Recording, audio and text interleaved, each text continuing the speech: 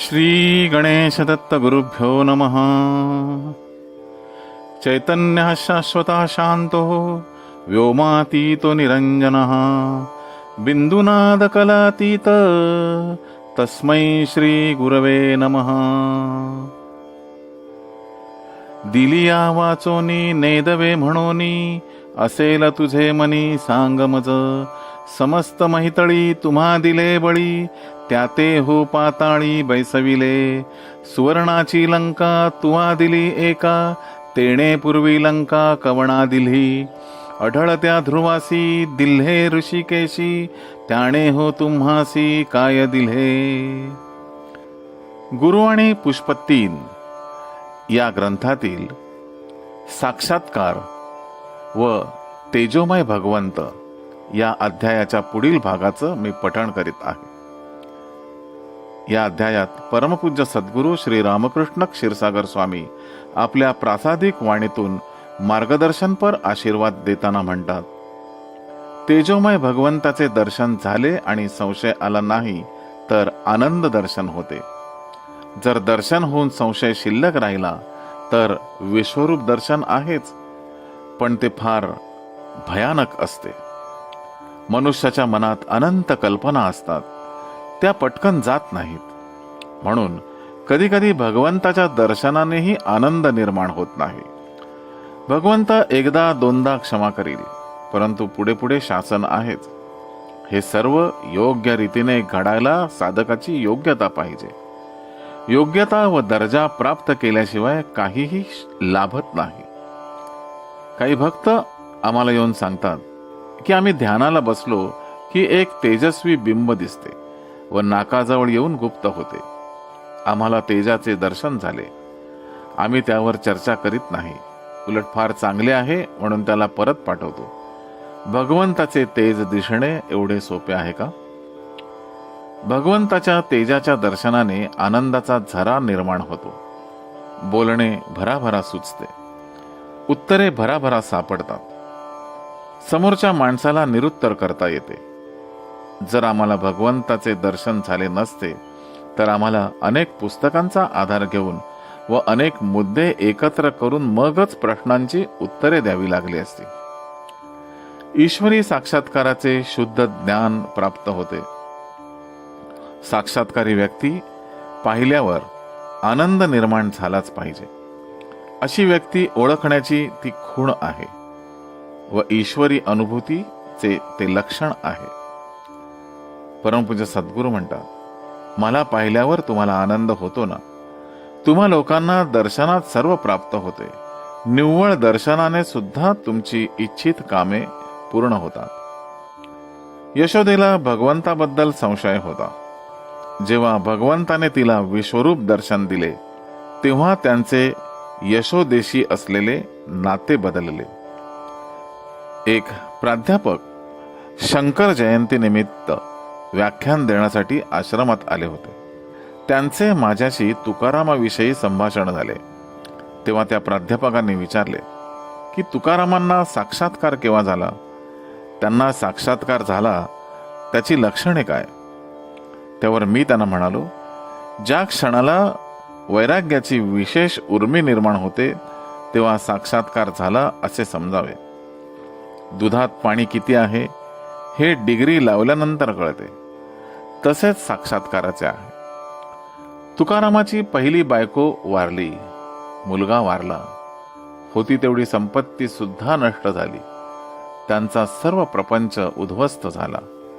त्यावेळी तुकाराम महाराज उद्गारले, परमेश्वरा, बरं केलंस, मला प्रपंचातून मुक्त केलंस, आता मला तुझी सेवा करता येईल। त्यावेळी त्यांना वैराग्याची विशेष उर्मी आली। त्यांना साक्षात्कार झाल्याची ती खूण आहे। सामान्य लोकांना क्षणिक वैराग्य येत असतं, त्यांना वैराग्याची विशेष उर्मी येणं शक्य नाही। ज्यांना ही अवस्था प्राप्त होते त्यांची व्यवस्था परमेश्वर पाहत असतो। एक विशेष प्रकारचे वातावरण त्यांच्या आजूबाजूला तयार होते। त्यांच्या मार्गातले अडथळे परमेश्वर बाजूला सारतो व त्यांचा मार्ग स्वच्छ करतो। ती व्यक्ती ईश्वराची प्रार्थना करू लागते व ईश्वराशी बोलू लागते। वैराग्याला पोषक असे वातावरण तयार होऊ लागते. असा एक प्रकारचा नैसर्गिक बदल होतो. पाऊस पडला की नदीला पूर येतो. पूर येण्या अगोदर पाऊस पडावा लागतो, त्याशिवाय पूर येत नाही. तसेच साक्षात्कार घडला की आपोआप वातावरण निर्माण होऊ लागते. ईश्वराच्या साक्षात्काराचे लक्षण म्हणजे वैराग्याची विशेष उर्मी. बायको व मुलगा वारल्यानंतर तुकारामांनी इतरांसारखे दुःखाचे उद्गार न काढता झाले ते बरे झाले असे उद्गार काढले. तुम्हा सर्वसामान्य लोकांना परमार्थासाठी फारसा कोणताही त्रास घेण्याची किंवा वणवण करण्याची जरुरी नाही. जे साक्षात्कारी पुरुष आहेत त्यांच्या फक्त दर्शनाने सर्व काही प्राप्त होत असते. तुम्हा लोकांना महापुरुषांच्या दर्शनाशिवाय कशाचीही गरज नाही. ज्या महापुरुषांना आनंद प्राप्त होत असतो त्यांना खाजगी जीवन नसतेच.